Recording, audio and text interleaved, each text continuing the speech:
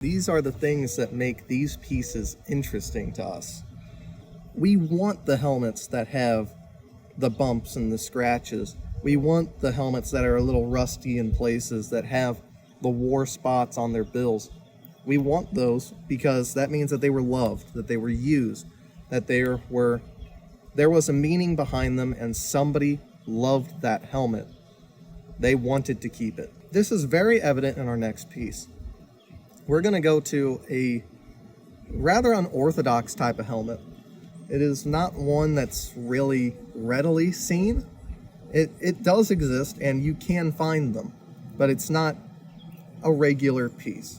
What I'm talking about is a cork and canvas Bikelhaub. Only certain regiments were given these, given that they were going to certain regions. Some people think that it was like their pith helmet of the time, so that they would be going to tropical areas. But whenever it comes to Imperial Germany, they really didn't go to too many places. The only place that the Germans really went to that was remotely tropical was the scramble into Africa, and they really didn't have too many holdings. It was mostly your south of the Ivory Coast, your Congo, and such like that. And they really didn't hold on to it very long, not so much that the colonies that were there took up any languages. Not like the Ivory Coast did, or South Africa did, or even certain parts of Ethiopia did post-colony. But they still did go there, and they did colonize. So there was some merit in having a lighter type of helmet. And that's what this canvas and cork was.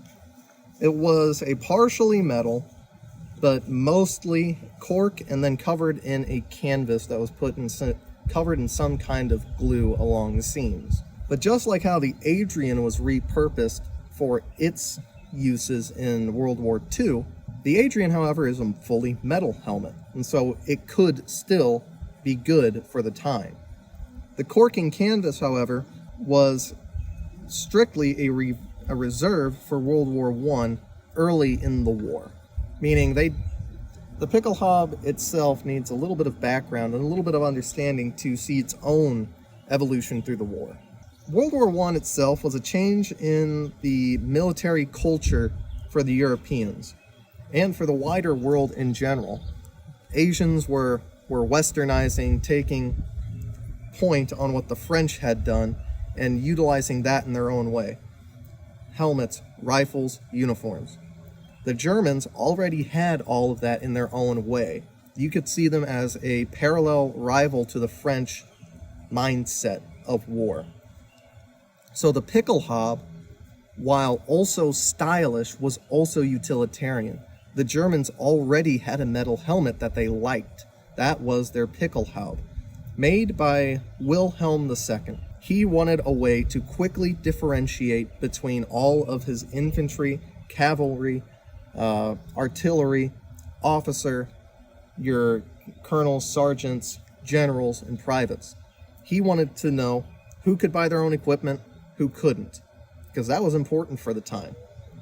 Because that was still at a time where you could buy your own equipment and your own uniform if a better version was available to you. So this Bikelhaub was standardly the infantry spike. If you think of an old World War I German helmet, that is what this spike looks like. It's got the solid brass base, narrow neck, going up into a pointy spike. But there are other types. If it comes out just a round ball on the top, that means it was meant for artillery. There's significantly less of those because it takes significantly less to man artillery. And you have to specialize in your own way. Meaning, the German artillery prided itself in precision. So people had to be trained in math and also geography. It was so detailed that they even had to figure for the curvature of the earth in some of their shots, depending on how far it went. So there was significantly less of those. That's why it's not the standard that you see in modern media. But what you don't know, because you don't even recognize it as a style of the Bikelhaub, is if you were cavalry, you had a tassel on the top.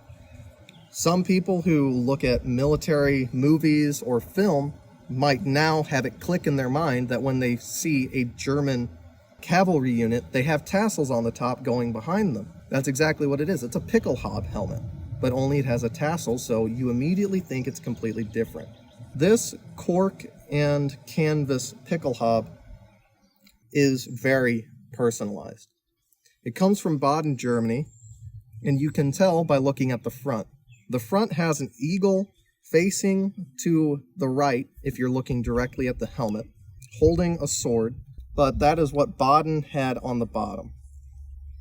I believe this is a privately bought one, but the cork and the canvas and all of the personalizations of the helmet, I can't really confirm that too easily, because it has all the markings of both a private and a standard issue.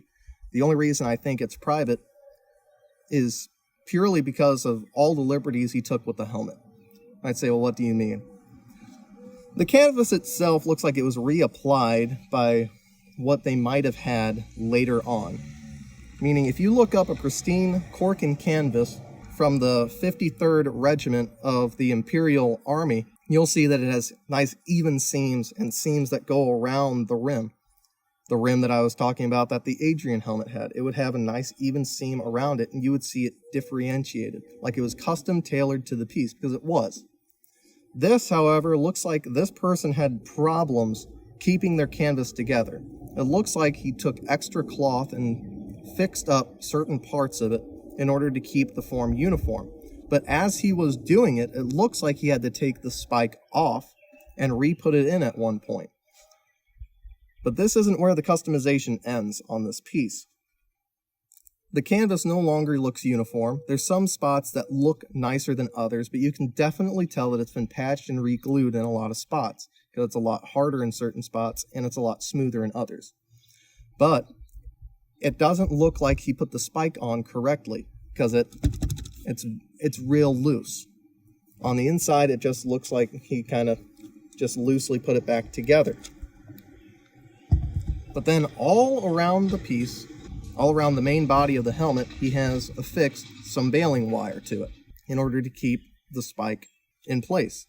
On top of that, he still has the fixings for his chin strap, but the chin strap is gone. Sadly, we don't have that piece.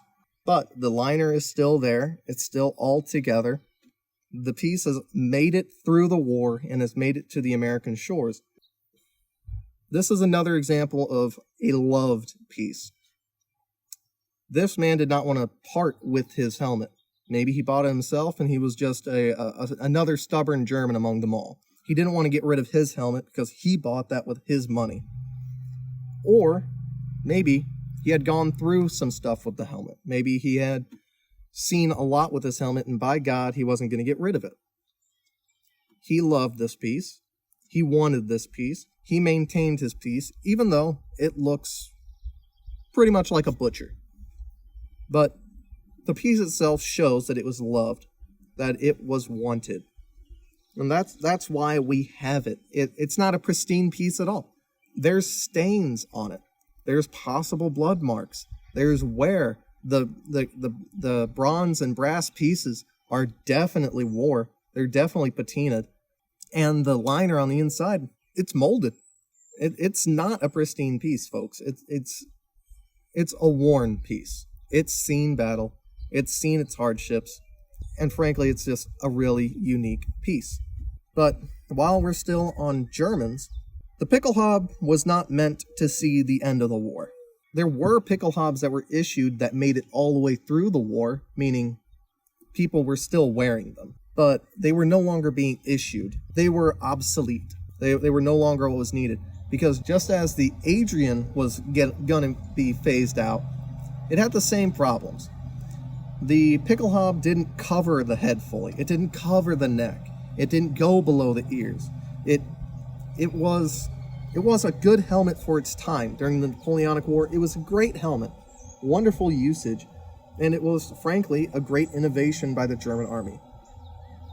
But for World War I, when you needed to deflect bullets and you needed to cover from shrapnel,